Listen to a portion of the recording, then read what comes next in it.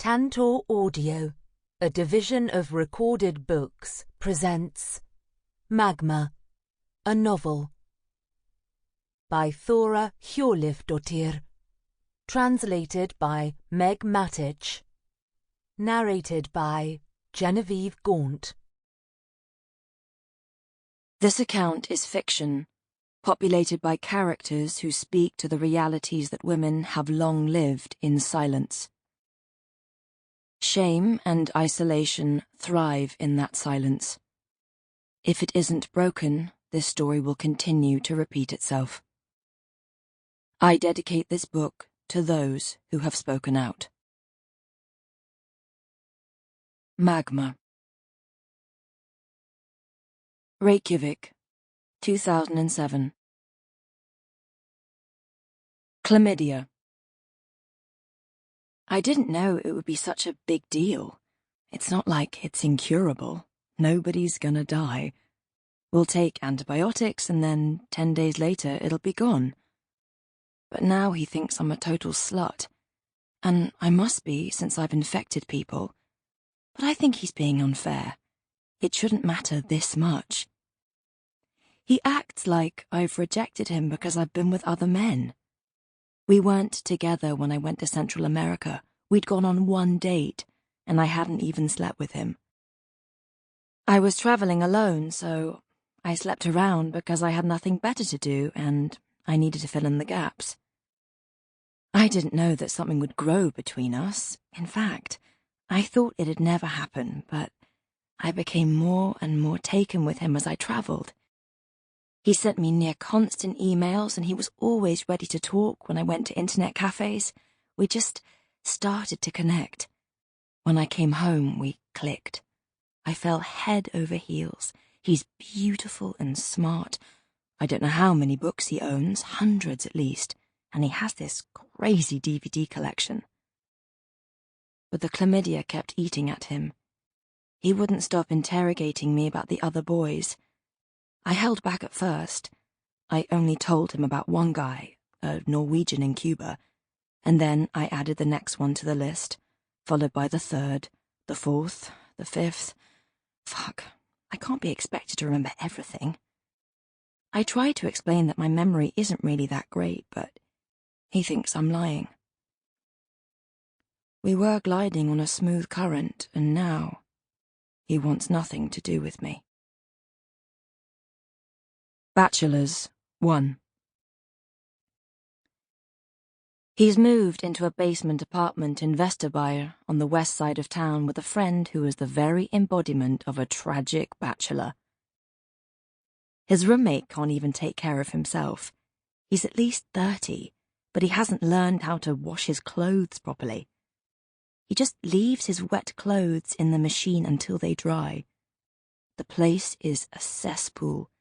Their towels are all sour, and the smell gets pretty pungent when you dry off. And his roommate doesn't cook either. On a good day, he might boil a hot dog, but he seems to live on bodega burgers, chocolate chip cookies, and Diet Coke. He's crazy about Diet Coke. In the morning, he shuffles out of his room in a sloppy navy bathrobe, and the first thing he does is swig flat Coke from the bottle. I don't understand how we can live with this guy, but it's nice to be able to hang out by ourselves. We aren't together, but I'm with him all the time. Vegetarians. I think it's awesome that he's a vegetarian too. None of my friends are, and the girls are always teasing me about it. But we've banded together in our meat-free lifestyle. Plus, he's a great vegetarian cook, so I'm learning a lot. I've started to eat a much more balanced diet. I've graduated from grilled cheese and fries.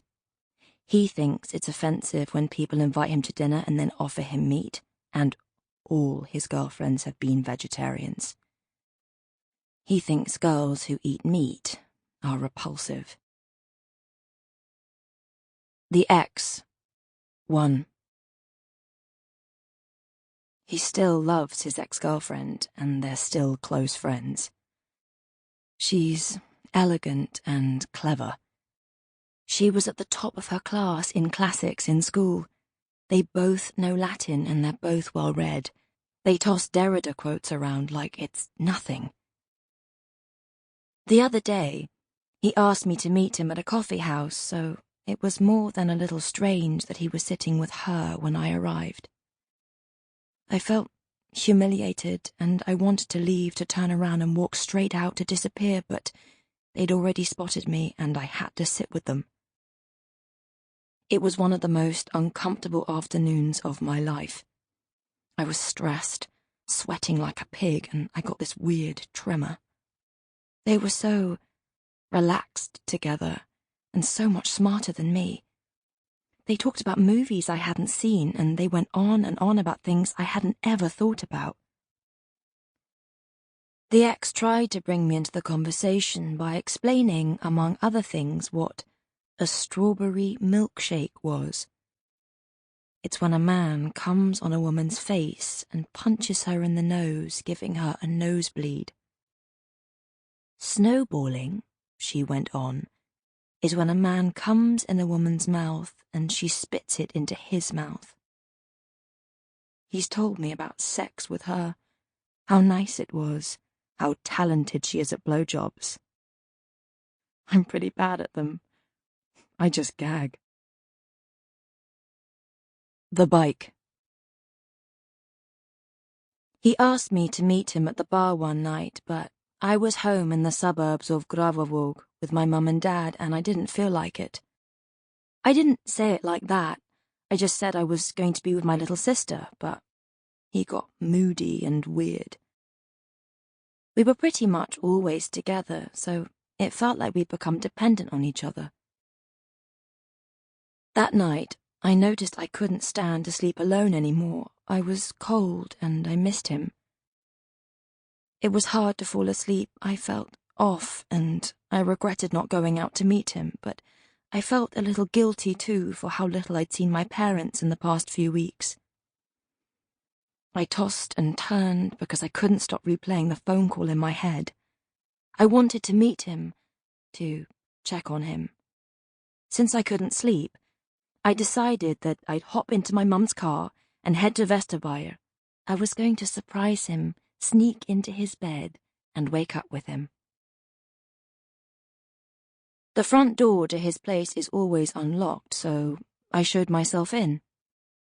In the entryway, I saw his shoes, alongside a pair of expensive heels from Krohn. Sexy heels. I knew his roommate wouldn't have brought home the type of girl who'd own these shoes. I figured that she'd be in the bed I'd gone there to slip into, and I didn't need to go into the room to confirm it. I knew it. I knew in my gut that I hadn't been enough. It's obvious. I really thought we were going to be together. I'm a fucking idiot. Another woman always comes along. I tiptoed into the bathroom and grabbed my toothbrush, my toiletries, my birth control. He'd wake up with this new girl, and it'd be as if I'd never been there. My bike was outside the apartment, and I wheeled it over to the car. I was going to disappear from his life with all my stuff, and he wouldn't even notice. The bike was really heavy, and it took me a while to figure out how to angle the wheel so that it fitted into the trunk. I could never lift that bike by myself, but that night, I hardly felt a thing as I flung it over my shoulder and forced it into the car in a rush of adrenaline.